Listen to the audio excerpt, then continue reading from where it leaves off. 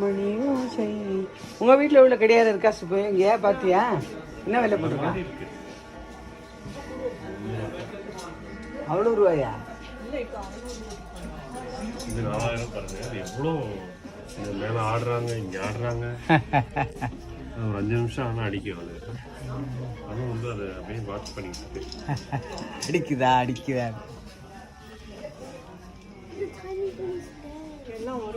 அஸ்வின் நல்லா படிச்சு வீடு வாங்கி